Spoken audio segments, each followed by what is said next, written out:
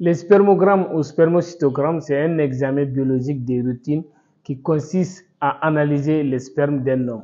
Ça veut dire, on analyse quoi? Les volumes, la concentration des spermatozoïdes dans les spermes, le pH, la viscosité et le temps de liquéfaction, ainsi que la morphologie et la vitalité des spermatozoïdes. Dans le but de faire quoi? De diagnostiquer l'infertilité ou de pouvoir explorer la fertilité masculine. Bonjour et bienvenue dans cette vidéo. On va reprendre avec vous comment se fait le spermogramme. Avant de vous montrer les techniques, il faudra avoir et respecter les conditions de prélèvement. Les conditions de prélèvement sont les suivantes. Il faut avoir une abstinence de 3 à 5 jours. En dessous de 3 jours, vous allez avoir un volume inférieur par rapport à la normale. Au-delà de 6 jours aussi, vous allez avoir une hyperconcentration. Maintenant, après l'abstinence de 3 à 5 jours, le prélèvement doit se faire par masturbation au laboratoire de préférence. Dans le cas contraire, si le patient émet les spermes à la maison, il faudra qu'il amène l'échantillon dans l'air qui suit les prélèvements. Et le prélèvement se fait uniquement par masturbation. Avant de se masturber, il faudra faire un nettoyage hygiénique, c'est-à-dire avec l'eau et du savon. Après, rinçage complète avec l'eau claire. Alors, une fois que vous respectez ces conditionnements, le prélèvement est fait, vous amenez l'échantillon. Une fois que l'échantillon est là, nous allons passer à vous prendre le temps de liquéfaction. Le temps de liquéfaction, comment on prend le temps de liquéfaction? Voici le sperme qui est là. Une fois que le sperme vous arrive, vous allez mettre ça dans le bain-marie. Le bain-marie est réglé à 37 degrés. Et à chaque 15 minutes, vous allez venir observer s'il y a eu liquéfaction. Parce que lorsque la personne éjacule, le sperme est trop visqué. Mais lorsque vous le laissez au repos pendant quelques instants, vous allez voir ça va se liquéfier. C'est ça le rôle du liquide prostatique. Alors, à chaque 15 minutes, vous allez venir liquéfier pour voir si la liquéfaction est faite. Maintenant, nous allons observer ici ensemble les processus. Et regardez ici. Voici ce que nous allons respecter. Vous avez ici nom et prénom du patient, date de naissance, le numéro du dossier, date et l'heure du recueil, les délais d'abstinence, et puis vous avez la méthode de recueil, soit par masturbation ou autre, ce qu'il faut éviter au niveau des autres, sauf si la personne ne peut pas se masturber, parce que c'est très difficile, c'est certaines personnes pour se masturber, il faudra beaucoup de moyens. Et les recueils complets, après l'échantillon a été réussi, vous allez écrire l'air aussi. La température de conservation, vous allez l'écrire. Une fois ces parties remplies, nous allons venir maintenant faire l'examen macroscopique. Voici les paramètres qu'on va étudier. Les volumes, l'aspect, viscosité, les pH et le temps de liquéfaction. Après, nous allons venir à l'examen microscopique. On va évaluer maintenant la mobilité en 1 heure. À 1 heure et puis à 2 heures et 3 heures. Nous allons prendre les progressifs, les mobiles progressifs rapides, les mobiles progressifs moins rapides. On a les immobiles. Et après, nous allons faire la concentration maintenant. On va charger la cellule de Cova. Nous allons compter les spermatozoïdes. Après, nous allons faire les tests de vitalité, c'est-à-dire éugine et nigrosine. Juste après ça, nous allons faire la morphologie.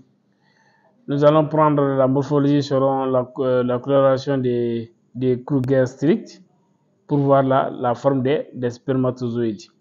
Après, les autres éléments, les leucocytes, les cellules rondes, les cellules germinales, les agglutinants et puis la présence des bactéries. Et puis, nous avons l'interprétation des résultats. Alors, au niveau de la validation aussi, il y a le technicien qui est là. Et les validateurs biologiques aussi doivent mettre son nom et pour la validation. Voici en quelque sorte les chemins qu'on va suivre. Alors, nous allons prendre un brouillon pour commencer maintenant. Maintenant, on va prendre le temps de liquéfaction. Liquéfaction. Je vous ai dit qu'à chaque fois que vous mettez les spermes là à 37 degrés, à chaque 15 minutes, vous allez venir observer pour voir si la liquéfaction est faite. Et à chaque 15 minutes, vous allez ajouter ces 15 minutes. Quand la liquéfaction sera faite, ça fait le temps de liquéfaction. Vous voyez? Ici, le temps de liquéfaction a été fait, c'est 23 minutes. Et vous savez que ça devrait toujours être inférieur à 60 minutes, ça veut dire 1 heure. Maintenant, on va calculer les volumes. Les volumes. Je vous ai dit comment on calcule les volumes. Au départ, il faudra avoir les récipients pesés avec la balance. C'est compris? Vous devrez peser si les récipients là étant vides. Nous, ces récipients là, on sait que ça fait 16 ici. Ça fait 16,01 grammes.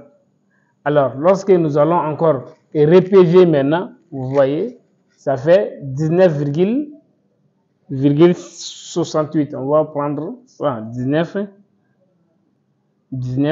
Lorsqu'on a l'échantillon, ça fait 19,68. Alors, qu'est-ce que nous allons faire? Nous allons prendre les 19,68 moins 16,01. Ça va nous donner 3,67. Voilà. Maintenant, ces 3,67, on sait que dans 1 millilitre de sperme, quand on les pèse, on a 1,254 grammes. C'est compris? C'est-à-dire dans 1 millilitre, on a 1 millilitre. Ça donne 1,254 grammes.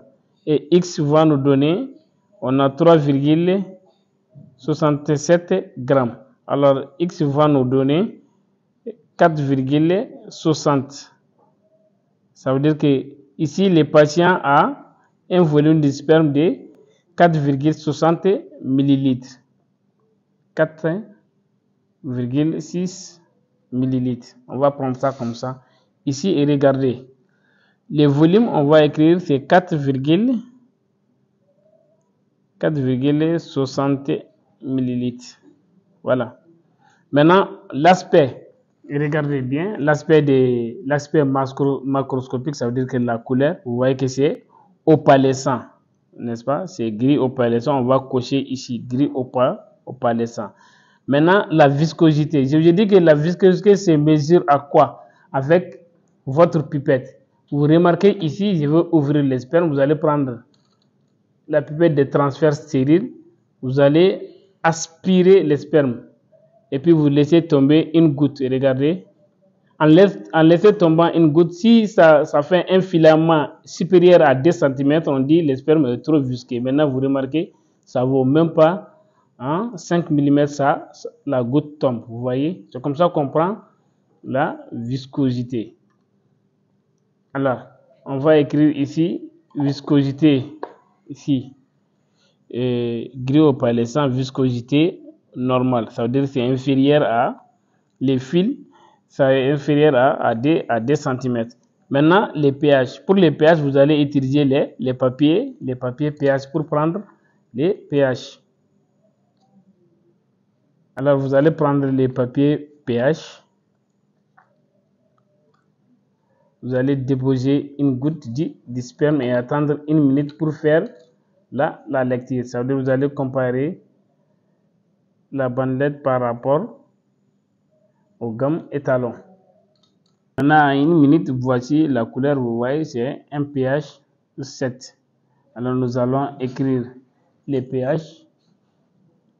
Alors, voici les pH qui est écrit ici. Alors, le temps de liquéfaction, on a dit 23 minutes, c'est écrit. Maintenant, on va prendre la mobilité. Comment on prend la mobilité? Il faudra prendre maintenant. Maintenant, pour l'évaluation de la vitalité en heure, vous allez remuer les spermes. Maintenant, vous allez prendre seulement 10 microlitres. Il faut bien remuer. On va prendre 10 microlitres qu'on va déposer sur une lame.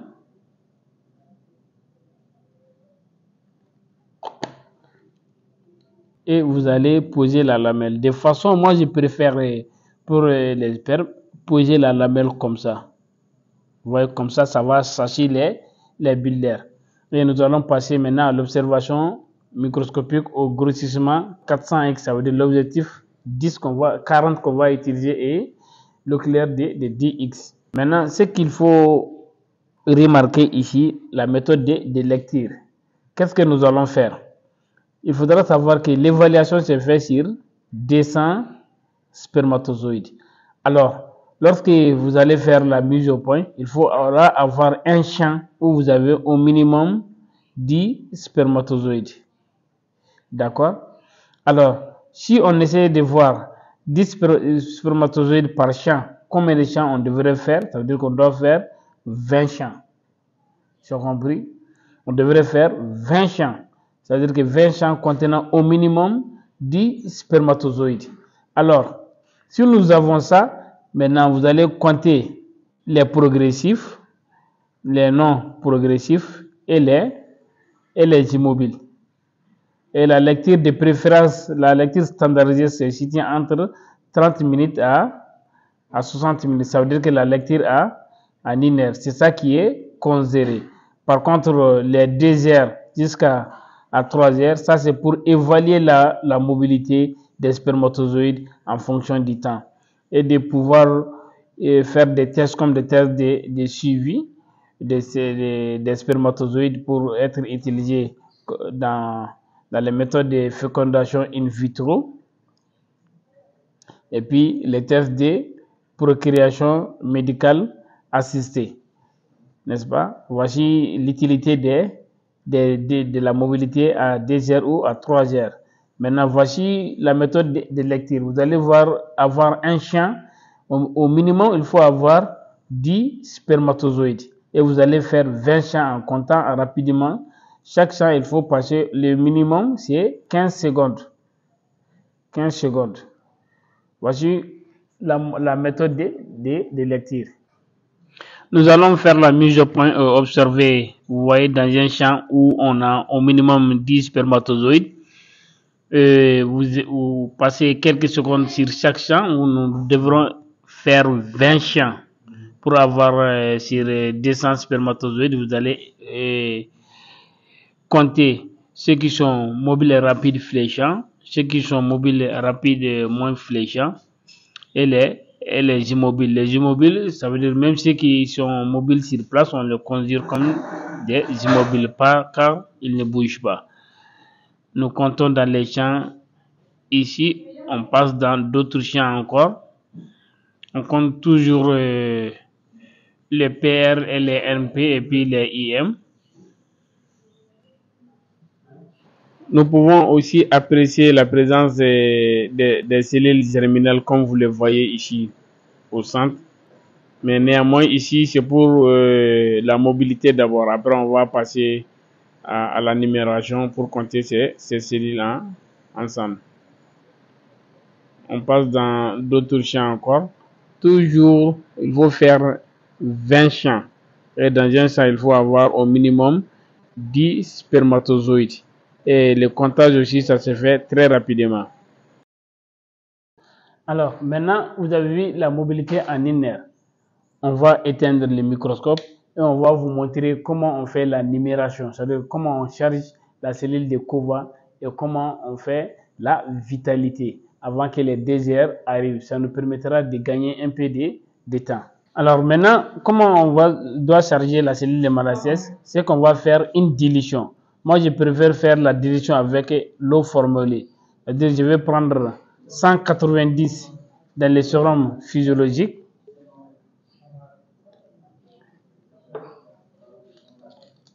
Je vais mettre ça dans un tube à essai stérile. Maintenant, je vais prendre ici 10 microlitres dans le formol.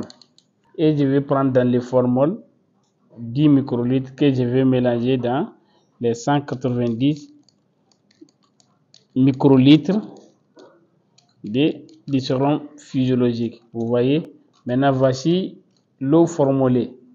Et c'est dans ça que je vais prendre 190 encore, que je vais mettre dans ce type L'adjectif stérile. Vous voyez, voici la solution, l'eau formulée, solution de travail. Je vais prendre 190 microlitres que je vais mettre dans un tube stérile ici. Vous voyez. Maintenant, je change d'embout. Je vais prendre 10 microlitres maintenant du sperme. Voilà, il faut remuer la totalité du sperme. On va prendre 10 microlitres et nous allons mélanger avec les 190 microlitres. D'accord? Qui fait les 200. C'est-à-dire la dilution à 1/20.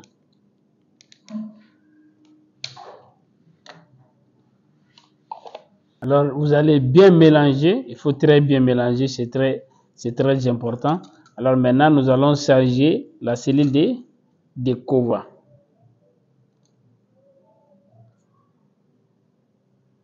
Vous voyez, nous, on va utiliser cette cellule-là. Il faudra la charger en évitant les billes.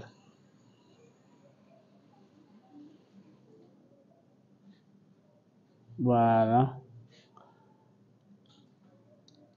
Maintenant, nous allons laisser reposer pendant quelques minutes pour que les cellules se sédimentent. Avant cela, après qu'on fasse la lecture, nous allons passer maintenant à faire aussi la technique de la coloration à l'éogène et l'hygrogène pour la vitalité. Ici aussi, qu'est-ce que vous allez faire? Vous allez prendre un type sec stérile. On va prendre une autre pipette. Vous allez toujours homogénéiser les spermes. On va prendre une goutte de sperme, déposer dans les types et regardez, une goutte de sperme. Et puis maintenant, on va prendre 2 gouttes d'éogène. Vous voyez, on va prendre l'éogène 2 gouttes. Regardez, 1, 2. Et on va mélanger pendant 1 minute. Vous voyez, 30 secondes à 1 minute. Il faut bien mélanger. Et puis on va attendre les 60 secondes. Maintenant, après 1 minute, on va ajouter la nigrogène 3 gouttes.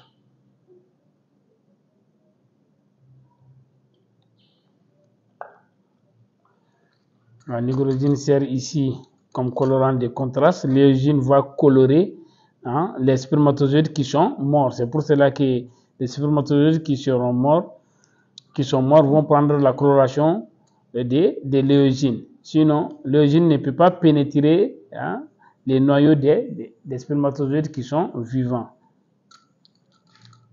Alors maintenant, on va faire les frottis. Vous allez faire les frottis comme celui du frottis sanguin.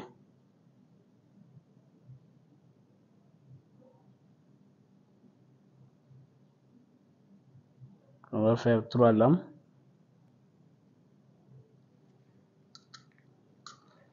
Vous allez tirer avec l'aide d'une deuxième lame placée à 45 degrés.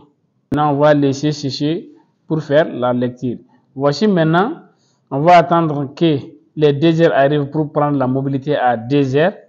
Et nous allons faire la lecture de la cellule de Cova pour faire la numération. Et puis on va faire la lecture de ces frottis-là pour la vitalité. Alors vous avez vu, on a chargé la cellule de Cova, on a fait les frottis pour aller un peu vite. Maintenant à 2 heures, on va faire la mobilité encore. On ne va pas reprendre prendre une autre préparation, non. C'est la même lame et lamelle qu'on va observer. D'accord? Lorsqu'on fait la mobilité à 1 heure, on ne change pas de préparation. C'est cette même préparation qu'on observe. C'est-à-dire qu'au départ, les spermatozoïdes qu'on a vus en mobilité, ce sont ces mêmes spermatozoïdes qu'on va suivre jusqu'à 3 heures. La morphologie est à 2 heures maintenant. C'est toujours les mêmes processus. Observer 20 champs contenant au minimum 10 spermatozoïdes, nous allons observer les progressifs, les non progressifs et les immobiles. Néanmoins, je vous rappelle pour vous montrer encore comment se présentent les cellules germinales pour les différencier par rapport au leucocyte, ce qui est très important. Ici, vous voyez au centre, c'est une cellule germinale. Vous essayez de faire un zoom pour observer en réalité la forme qui est arrondie et légèrement irrégulière. Vous allez voir aussi le noyau est unique et souvent granulé. Observez bien à l'intérieur, vous allez observer des granulations qui peuvent apparaître comme vacuolaires souvent. À droite, vous voyez ça, c'est un leucocyte, mais au centre, surtout ici, et regardez, vous pouvez regarder les noyaux et puis vous allez remarquer des granulations à l'intérieur, souvent comme des vacuoles. Ce qu'il faut savoir, leur origine, ils sont issus des testicules. Et on les appelle spermatogonie, spermatocytes ou spermatides. Ça veut dire qu'ils ne sont pas encore transformés en spermatozoïdes matures. Et ce sont des cellules immatures et ne doivent pas être présentes en grand nombre dans un sperme normal. Leur présence accrue, ça peut être un signe de spermatogénèse altérée, par exemple maturation incomplète ou défaut de différenciation. Maintenant, ce qu'il faut savoir aussi, la différenciation entre ces cellules-là et les leucocytes nécessite souvent une coloration spéciale qu'on appelle coloration ou des peroxydases ou test de Hens, qui permet de différencier réellement les cellules rondes par rapport aux leucocytes. Et la lecture aussi à la deuxième ère permet d'évaluer la stabilité de la mobilité en fonction du temps et d'étudier aussi la qualité fonctionnelle des spermatozoïdes, ainsi souvent utilisés dans les tests de suivi comme la fécondation in vitro ou les tests de procréation médicale assistée. Alors vous avez vu la mobilité à 2 heures. Maintenant, avant de passer à 3 heures, on va attendre et on va faire la numération. Ça veut dire qu'on va déposer la cellule de Cova pour faire la lecture. Je vous ai déjà montré la description de la cellule de Cova. Maintenant, vous pouvez remarquer ici, nous allons commencer d'abord par compter les spermatozoïdes. Vous avez vu. Le rôle du formol ici, ça permet de rendre immobiles les spermatozoïdes et de pouvoir les compter dans les grands carrés. Vous remarquez ici, on va commencer d'abord à compter les spermatozoïdes dans 5 grands carrés. Comme vous pouvez les voir ici. Après avoir compté les spermatozoïdes, on va faire encore une numération des leucocytes. Je vais montrer à l'état frais comment se présentent les leucocytes pour les différencier des autres cellules. Et on peut utiliser même une coloration spéciale là-bas pour différencier les leucocytes par rapport aux autres cellules rondes, que ce soit les cellules spermatogonies comme les cellules germinales. Le deuxième carré encore qu'on va compter, on va compter les spermatozoïdes. Ce qu'il faut savoir ici, si on avait une cellule, la cellule était chargée de spermatozoïdes, on allait augmenter la dilution au lieu de diluer les spermes à 1/20 dans l'eau formolée. Maintenant, le troisième, on va compter ensemble, vous remarquez. 1, 2, 3, 4, 5, 6, 7, 8, 9, 10, 11, 12, 13, 14, 15, 16, 17, 18, 19, 20, 21, 22, 23, 24, 25, 25. Ça fait 25 ici dans ce carré. On passe encore au quatrième carré. Maintenant, au cinquième, on va toujours compter les spermatozoïdes. Alors, au microscope aussi, vous pouvez remarquer comment se présentent les leucocytes. Vous voyez, Et je vais vous montrer aussi comment se présentent les cellules germinales dans la cellule. Alors ici, vous voyez, c'est la cellule germinale. C'est différent des leucocytes. Les leucocytes sont plus petits par rapport aux cellules germinales. Ce qu'il faut noter après avoir compté les spermatozoïdes et les globules blancs ainsi que les cellules germinales, il faudra savoir ici dans les champs, il faudra remarquer, vous voyez des bactéries qui sont en mobilité. D'accord, on va faire la numération aussi des bactéries. Vous pouvez les remarquer dans les champs. Alors, on a fini de compter les spermatozoïdes. On va compter les globules blancs et les cellules germinales. D'accord, c'est la même formule qu'on va utiliser pour la cellule de Cova. Nous allons avoir ces valeurs-là et vous montrer encore la formule une dernière fois encore. Maintenant, voici pour le nombre de spermatozoïdes qu'on a compté avec la cellule de Cova. On a eu 133 sur 5 carrés, parce que pour les spermatozoïdes avec la cellule de Cova, on se limite à 5 carrés. Pour les globules blancs, on a eu 34 sur 10 carrés au lieu de 5 carrés. Pour les cellules germinales aussi, on va aller jusqu'à 10 carrés, on a eu 48. Pour les rappels, voici la formule de comptage de la cellule de Cova. Pour les globules blancs par millilitre, vous allez prendre le nombre de globules blancs comptés multiplié par votre facteur de dilution multiplié par 10 puissance 4. Le 10 puissance 4 n'est autre chose que de quitter en microlitres pour arriver en millilitres. Et vous allez vous limiter sur 10 carrés. Mais pour les spermatozoïdes, vous allez vous limiter à 5 carrés. C'est le nombre de spermatozoïdes comptés multiplié par le facteur de dilution multiplié par 10 puissance 4 qui est une valeur pour amener des microlitres en millilitres.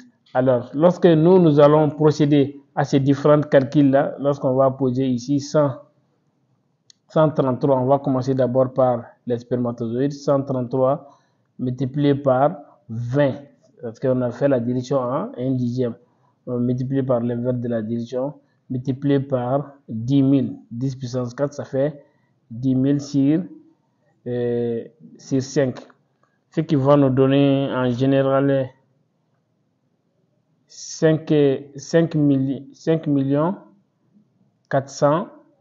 000 spermatozoïdes par millilitre. On va calculer pour les globules blancs aussi. On a eu 34 multiplié par 20 multiplié par 10 000 sur 10. Ce qui va nous donner en perspective 680 000 globules blancs. Pour les cellules maintenant, les cellules germinales, on a eu 48 multiplié par 20 multiplié par 10 000 sur 10 qui va nous donner 960 000. Alors nous allons porter maintenant les résultats. Mais ici, on va multiplier la valeur qu'on a eu des spermatozoïdes par millilitre par le nombre de millilitres du patient. Ça veut dire que total SPZ, on va prendre ça, ça veut dire 5 400 000 multiplié par, on va prendre le volume maintenant, le volume du patient, il a eu 4,6 multiplié par 4,6, ce qui va nous donner. Alors, en quelque sorte, nous allons avoir 24 840 000.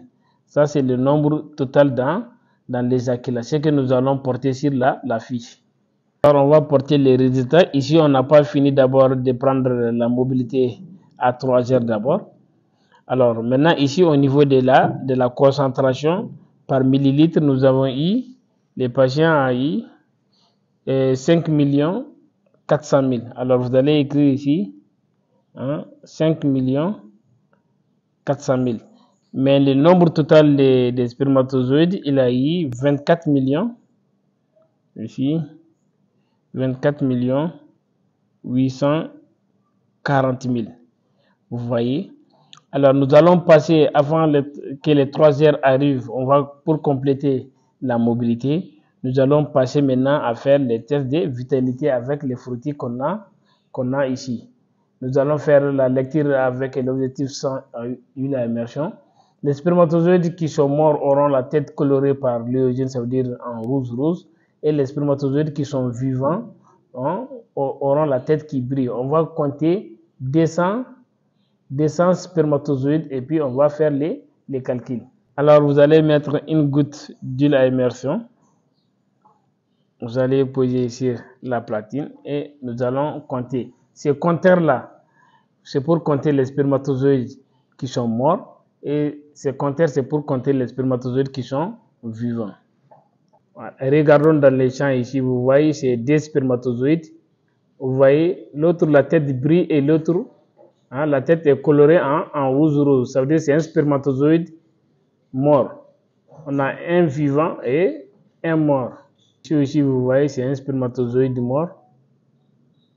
Vous continuez toujours à compter les spermatozoïdes qui sont vivants par rapport à ceux qui sont morts.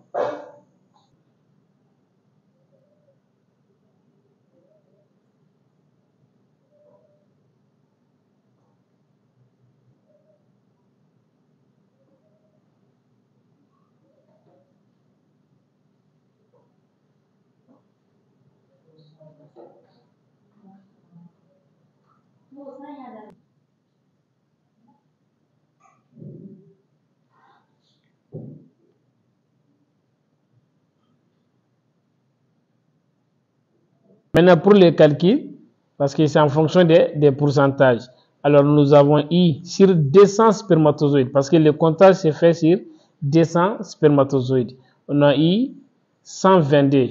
On va diviser ça par 200 et puis multiplier par 100. Alors, ça va nous donner 61%.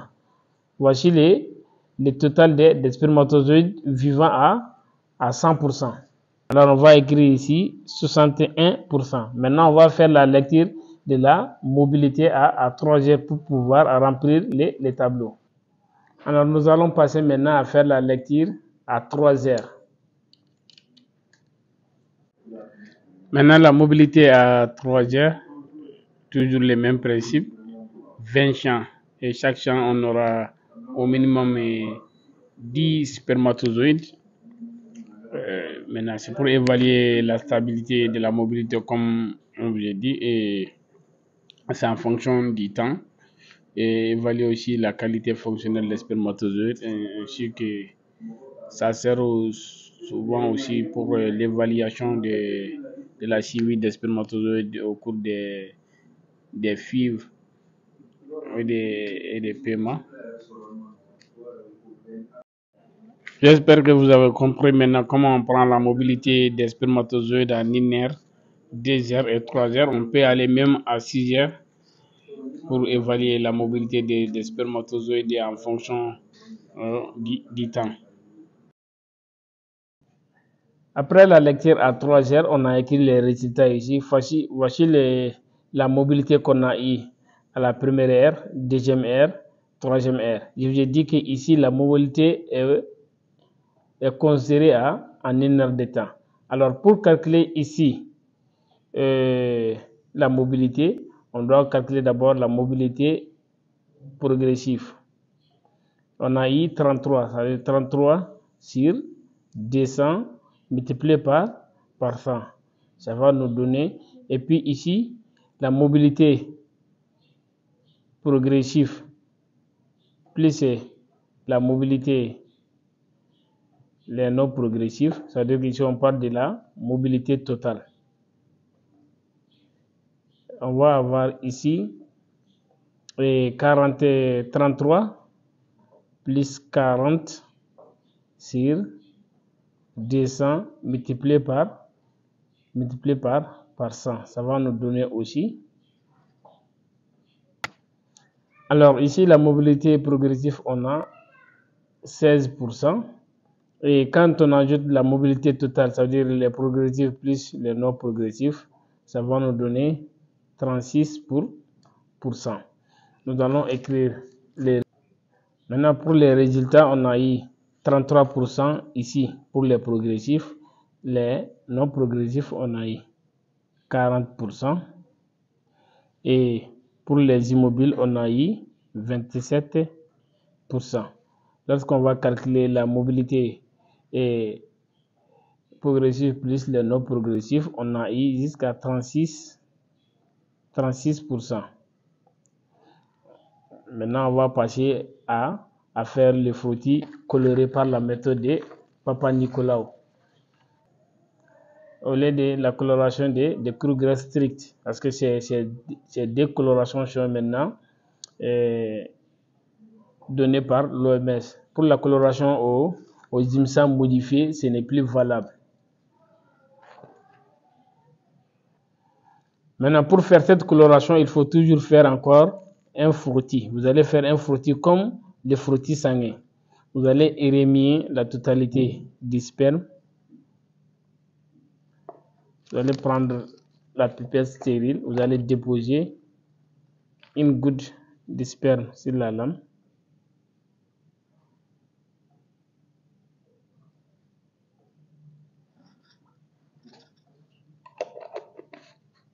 Maintenant, vous allez prendre une deuxième lame, vous placez à 45 degrés, vous la pressez et puis vous allez tirer vers l'avant. D'accord?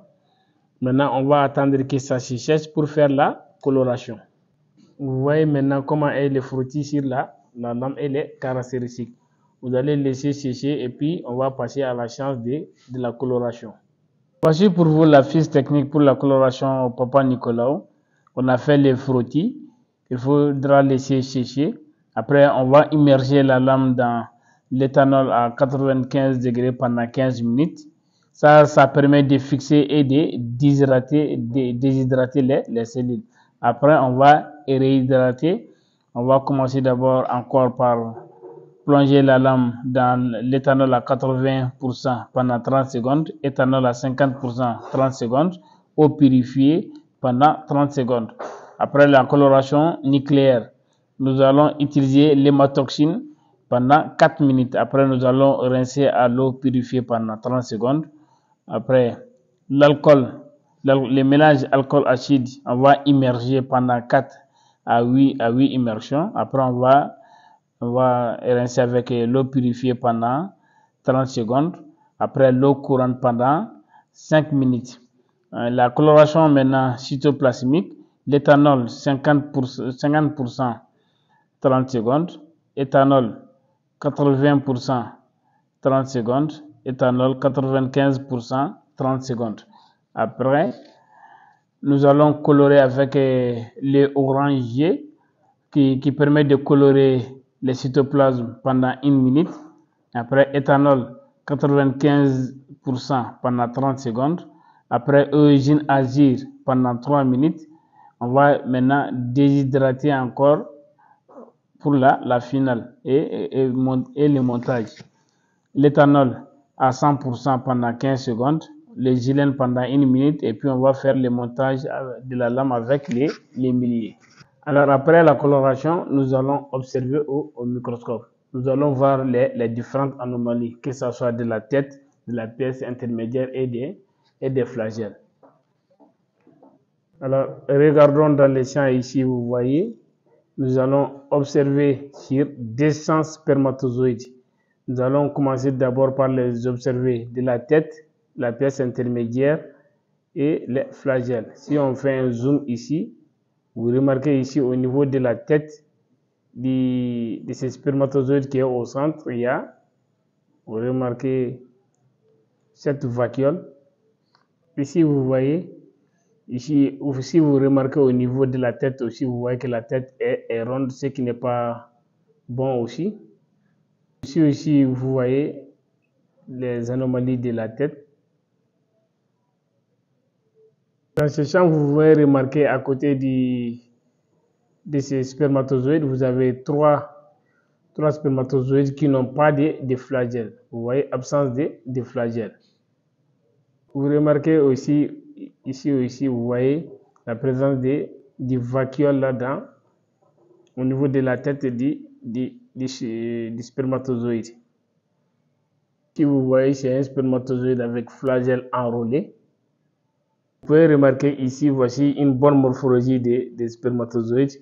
Vous voyez la tête, la pièce intermédiaire et puis les flagelles. Encore voici un spermatozoïde de bonne morphologie.